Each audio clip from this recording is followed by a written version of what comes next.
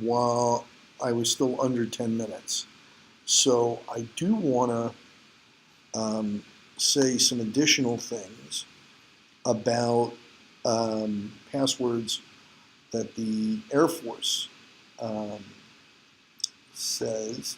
So they have a loaded acronym about passwords called clouds, not sun, right? So sun are the bad passwords. They're simple, they contain your user ID, or they contain your name. And so, one thing that's important is a lot of passwords are just numbers, and an 8-digit number, which has 10 possibilities for each digit, it has only got 10 million possibilities, which you can search in a computer in less than a second. So if you add a lowercase letter, that's 36 possibilities times 8. And that will be cracked in about 11 minutes. So it's about 2.8 trillion. Now, if you do lower and uppercase and numbers, which is most, you can crack that 8-digit password, you can crack that in 15 hours.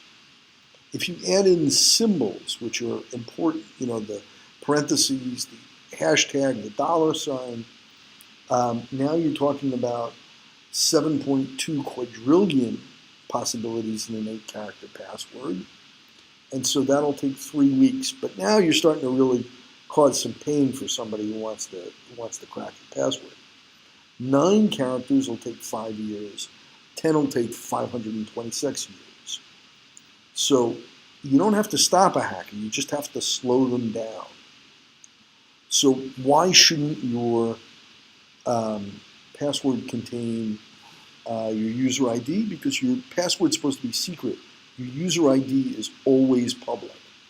So a lot of government websites have as the default password your identification. So I would be evan@dea.gov. Password would be evan@dea.gov. It's a terrible, terrible system.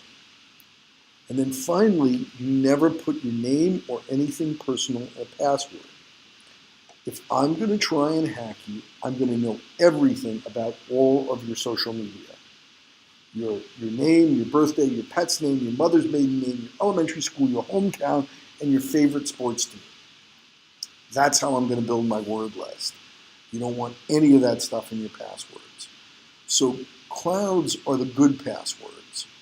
And we want lengthy, longer than 15 characters, complex, so all of numbers, symbols, upper and lowercase letters.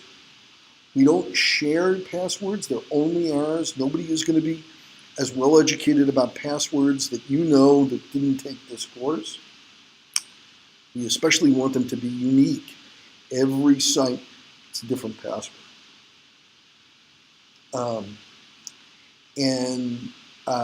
We want them to be short-term. Because remember, even if you're not getting hacked, the site you're logging into is getting hacked. And so we want a system where we can change them frequently. And that's what I think Password Store does for us. So that's my little lecture on passwords. I hope you read up on Philip Zimmermann. He was a really interesting character, and he's the one who invented the GNU GPG.